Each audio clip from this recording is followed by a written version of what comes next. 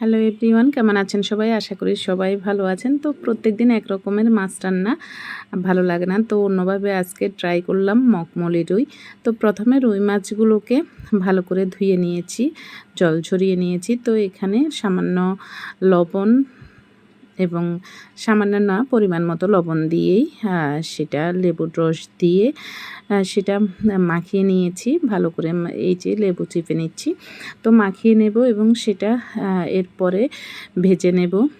এই যে লেবু চিপে চিপে দিচ্ছি, এরপরেই সেটা মেখে একটু রেখে দিয়েছি। তারপর কড়াই বসিয়ে কড়াইতে তেল দিয়ে দিয়েছি এবং এই পাকে অন্যান্য জিনিসগুলো কিন্তু আবার রেডিও করছি। তো এই তো তেল দিয়ে দিয়েছি, তেলটা গরম হলেই মাছ দিয়ে দিব। তো ওই পাশেও আবার কড়াইতে তেল চাপিয়ে দিয়েছি, কারণ সেখানেও আপনার পেঁয়াজ, রসুন, আদা সেগুলো আলাদা করে ভাজতে হবে। তো এই তো লেবু এবং লবণ দিয়ে মাখিয়ে মাছগুলো ভাজতে বসিয়ে দিয়েছি সরিষার তেলে। আর এই কড়াইতে দিয়ে দিয়েছি পেঁয়াজ, রসুন এবং আদা।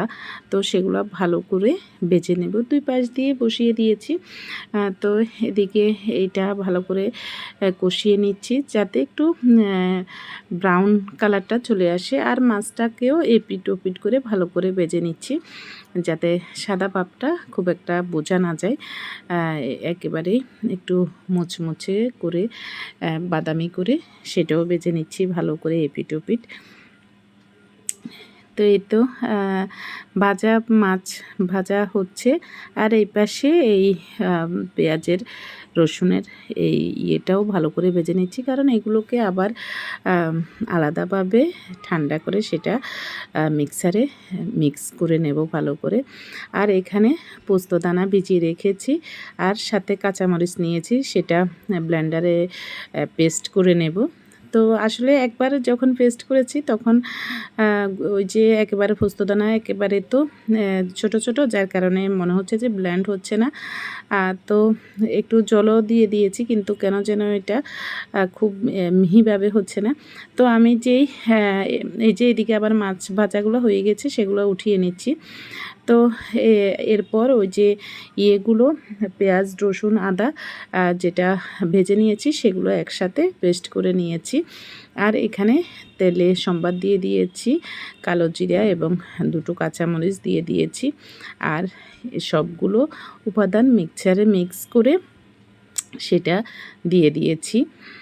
ভালো করে কষিয়ে নিতে হবে পোস্তদানা এবং পেঁয়াজ, রসুন, আদা এবং কাঁচামরিচের পেস্টটাকে ভালোভাবে কষিয়ে নেব। এরপর এখানে এই তো টক দই দিতে হবে।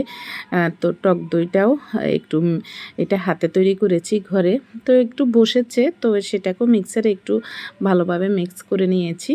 তো এই তো এখানে ভালো করে নেড়ে এটা যখন চলে আসবে, বলক চলে আসবে, তখন এই মাছগুলো দিয়ে দেব। আর পরিমাণ মতো লবণ দিয়ে দিচ্ছি এবং ভালো করে যখন উতরাবে তখনই কিন্তু মাছগুলো দিয়ে দিব।